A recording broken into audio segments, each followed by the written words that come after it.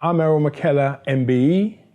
I'm a prostate cancer survivor and founder of the Errol McKeller Foundation.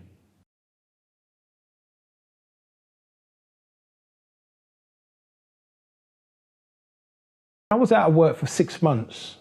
I used to be a mechanic, I used to run a garage in the East End of London. And the first day back at work, a customer came into the garage and we got talking. He said, really glad to see you back at work. I heard you were going through some really, really difficult situations with this issue. And it's just, good to see you back out on your feet. And I don't know to this day why the conversation that I had with him went in the direction that it went. I looked at him and I said, when was the last time you had your prostate checked? I'll give you 20% discount on the work I'm going to do on your car if you go and get your prostate checked by the time you come back.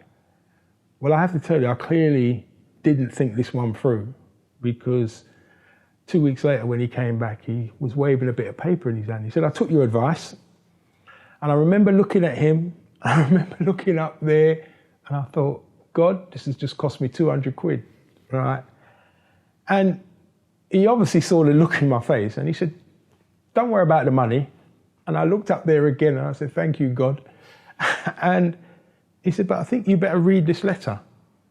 And I've got to tell you, to this day, it still leaves a mark on me. When I read his letter, I looked at that letter and read his letter. He had 25% cancer in his prostate. He looked at me and he said, I would never have gone to the doctor if you hadn't suggested that. And he said, of course, the discount made it even more exciting. And that was the first guy of 48 people that walked into my garage that was diagnosed with prostate cancer. 28 of those guys were African Caribbean men.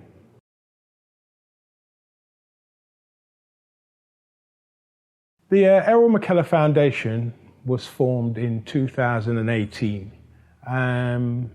And for me, the reason that I set it up is because although I'm an ambassador for Prostate Cancer UK and also for the other various charities out there that are doing great work to raise awareness of prostate cancer, I just felt that there needed to be a more direct approach, particularly to the men who aren't going to their doctors, aren't getting themselves checked.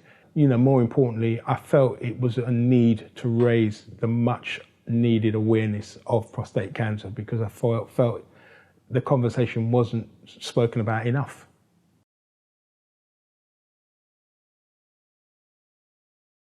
Well, I was very honoured for the work that I've been doing to raise the awareness of prostate cancer to be awarded an MBE from Princess Anne. And for me, it was a great, great surprise, really, because, one of the things I always said was, it's not me that's going to make a change to this issue. It will always be we that will make a change. And, I felt that I wanted to receive this honour on behalf of everyone else.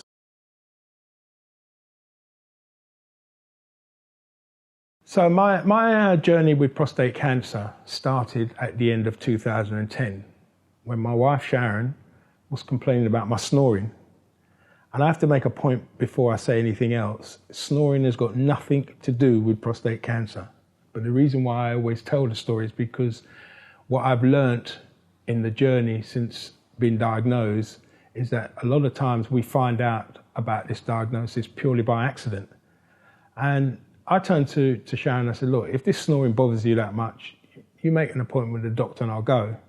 So she made the appointment. I went to the doctor, sat down in the reception room, picked up a leaflet, read the leaflet, and thought, you know what, let me go and make an appointment to come back and do this test.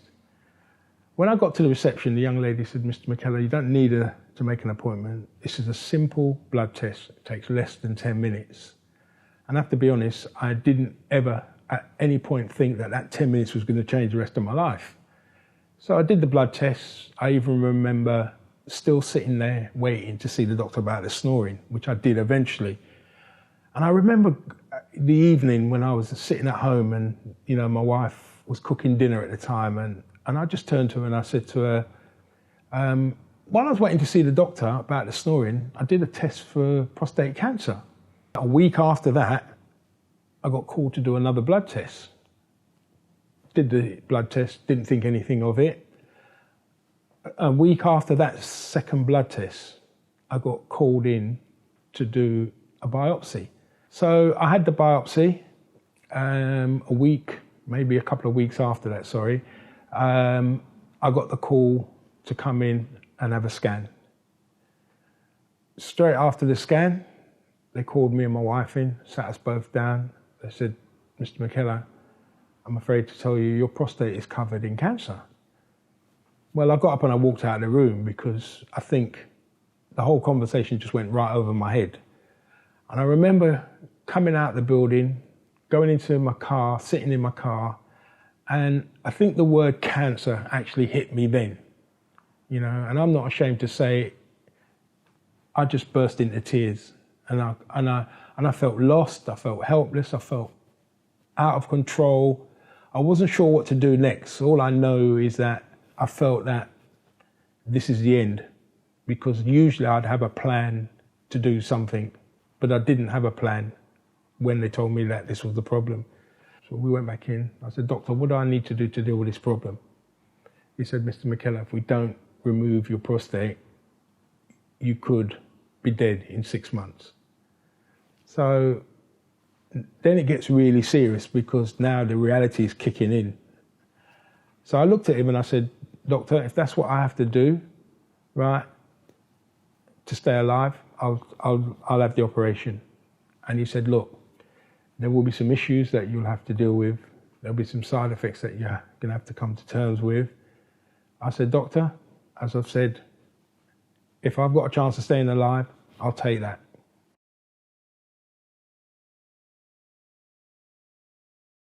During that time, it was very difficult because I never realised how serious my incontinence issues were until that happened. Because I used to think getting up, going to toilet 3-4 times a night was just because I was at that age where that was the situation. And going to toilet, not completely emptying, my bladder was still feeling full or half full. And when I was going to the toilet, I was dribbling like a tap, So for me, it was a difficult period. Prostate cancer is one of the issues that incontinence is related to, but you can get incontinence at any age, and that's what's worrying, and my campaign is not just to raise the awareness of prostate cancer, but to make sure people understand the seriousness of the word incontinence, because we are very dismissive of both of these conversations.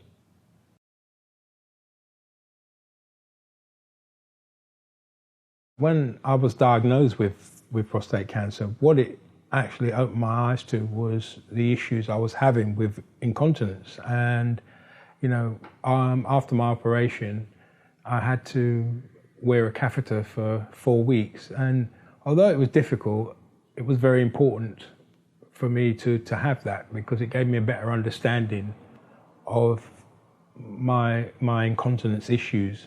I was struggling even after those 4 weeks. I was still trying to come to terms with managing, the incontinence levels, and even to this day, having to live with the issues of incontinence. But I'm learning that there's a lot more help out there in regards to the problems with incontinence. It's just knowing where to go to get that information. At the moment I wear pads, which I'm comfortable with.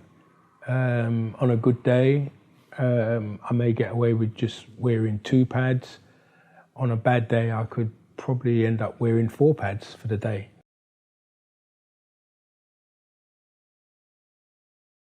When I was diagnosed with prostate cancer, what was interesting is that there was very little information about the incontinence, very little information. So a lot of it I've had to learn on the journey, one, with being diagnosed, and 2, since I've, come out the other side, had the operation, and traveling around the country raising the awareness of prostate cancer.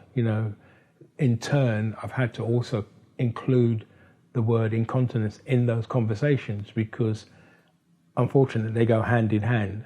We really need to highlight the seriousness of this actual problem.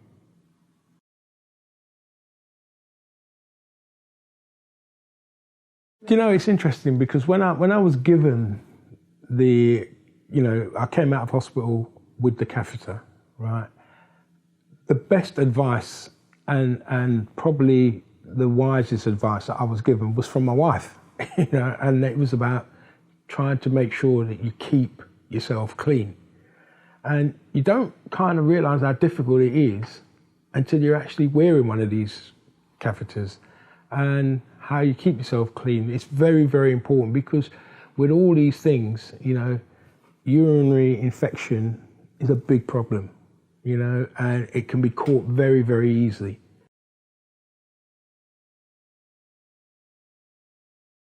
When I was diagnosed with prostate cancer and also learning about the incontinence issues that I was having and dealing with, one of the things I realized with the incontinence is that you're kind of almost left to your own devices to how you deal with it.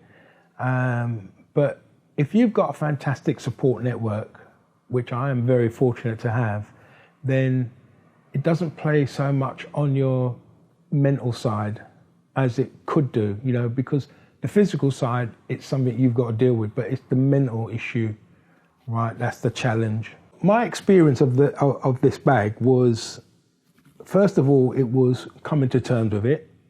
Secondly, understanding why I needed to have it, and asking my wife questions that I should have been asking the doctor, but I didn't ask the doctor because I just wanted to get out of the hospital. And when he gave me all this information, they gave me a bag, the nurse gave me a bag with everything in it. I don't think I went through the bag until I got home. So, if I went over the whole thing again, I would probably go through that bag in front of them so that I could get them to explain it bit by bit.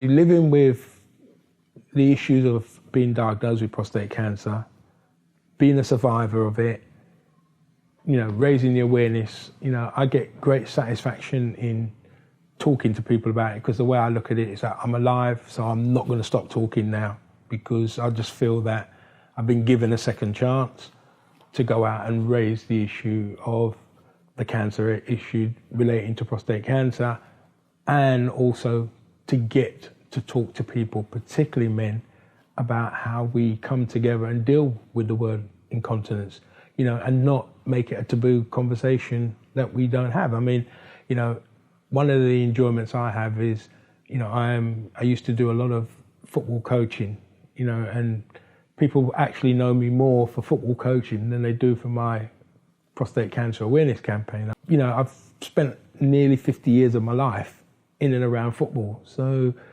big men audience.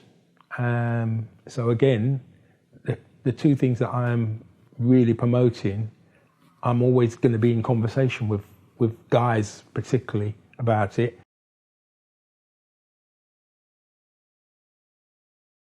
For me, I'm very fortunate to actually still be here, right? Because, I've done lots of things in my life that I consider to be really, really great. As I said, I was very fortunate to, in 2012, right, I was chosen by the Borough of Hackney to carry the Olympic torch, which I was very proud to do that. 2015, I was given an award by the then Prime Minister Theresa May. And in 2017, I was fortunate to receive the Fundraiser of the Year award from NHS for my fundraising campaign to do with prostate cancer. So they were great, great achievements that I didn't actually set out to do. I just wanted to make a difference. And then to add to that, I was also given a diversity award in 2022. But just before that, well, I suppose the biggest thing that happened to me was receiving, right, the MBE, you know, because, you know, to feel that you've helped to make a difference, right, for me is a great honour, an absolutely fantastic honour. And I just want myself and others to help to make a difference, because as I've always said, all these honours were given to we. They weren't given to me, they were given to we, because people say, well, you know, your campaign has saved over 1 million people. Well, one man doesn't save 1 million people. You probably see that in movies. But 1 million people save 1 million people. And that's my call for action. And I just want people to get behind this campaign, you know, and really help to make a difference. And let's talk about this. Let's not feel that it's a problem that we can't talk about.